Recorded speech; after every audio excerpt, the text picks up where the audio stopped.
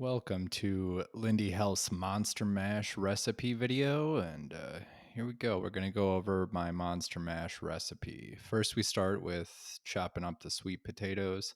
I usually like to cube them. It's just consistent. They cook consistent, easy enough. Next, I just chop the carrots again, just nice and thin for consistency, and I just like getting things done, doing it quickly. So it doesn't take forever to make your lunch or dinner. The zucchini, we're going to do that the same way as the sweet potato. Just cube that up.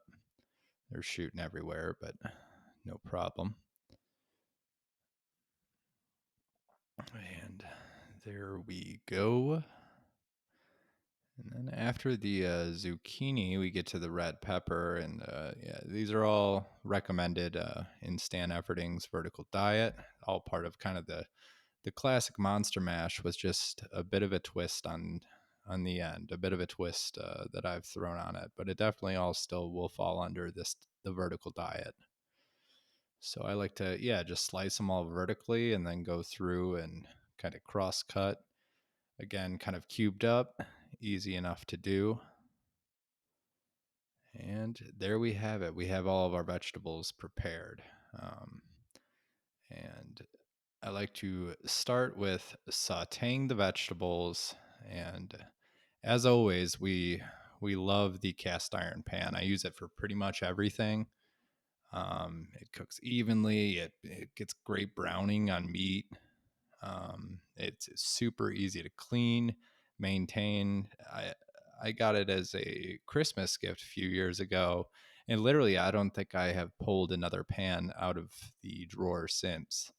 Um, I can't speak highly enough to the cast iron. So now we throw all the vegetables in there, and either before or it's all hot and there was already a little oil in the pan from the previous seasoning, but here we go. I add a little bit more olive oil, about half a tablespoon.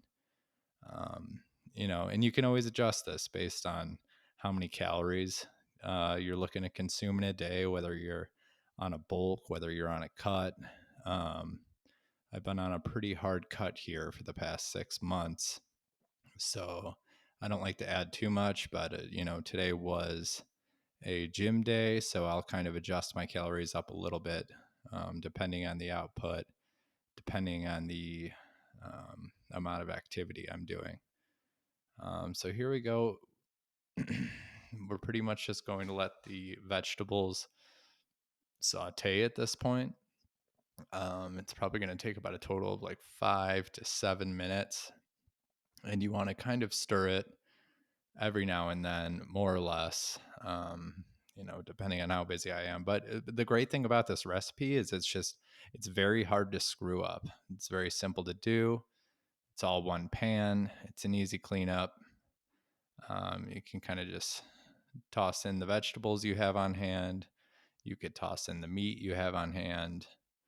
And I usually always keep some broth. It's great. It's filled with nutrients. And then, seasonings. Most people tend to also have those on hand. So it's easy enough to do.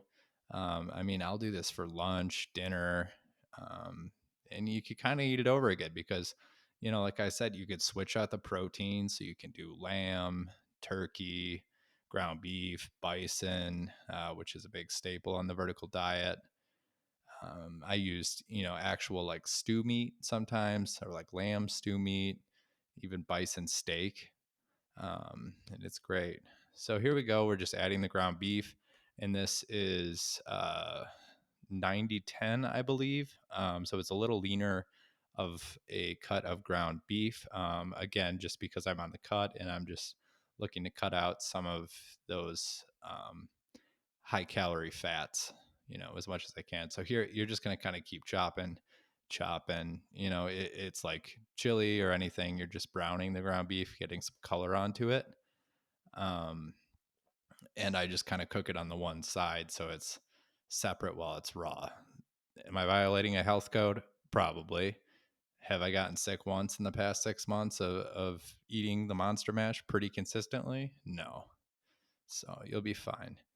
And then once you get the browning, you could just start mixing it all in together, letting kind of all those flavors meld and mix. And everything's nearly cooked. You're just kind of getting the vegetables a little softer now. Um, and then salt, another big part of the vertical diet. I add that in, dare I say, liberally, possibly too liberally. You can always adjust this depending, on your preference. I love salt. I add a ton of it.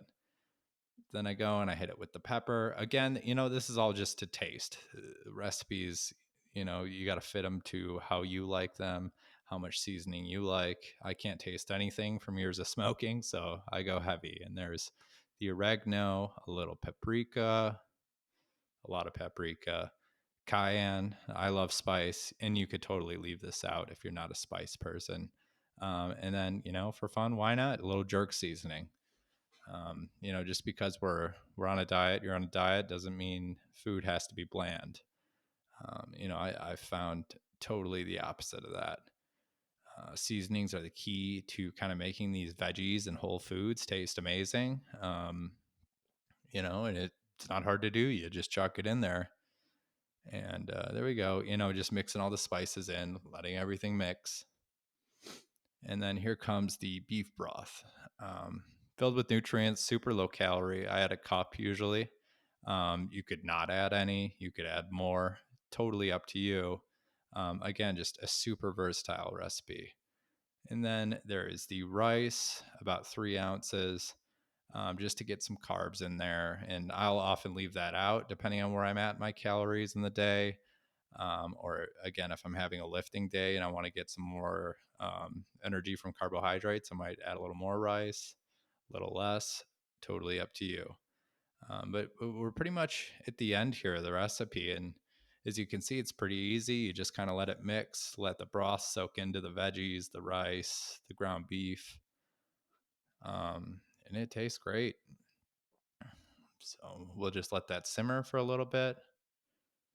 And then here's my secret, a little tamari or soy sauce. It's the same thing pretty much, but it kind of gives it more of a meatier flavor. And then a little red wine vinegar, um, just to kind of throw that acidity in there.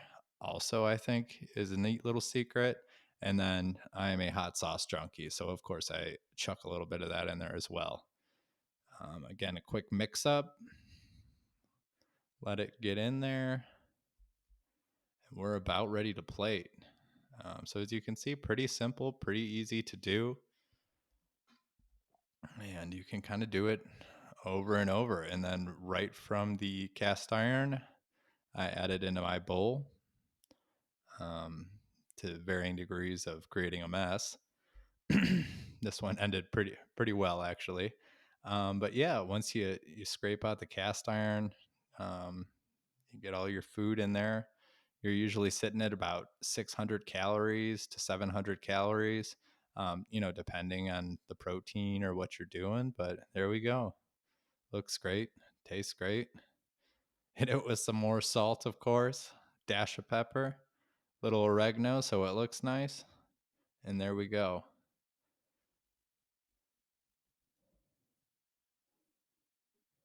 Fantastic.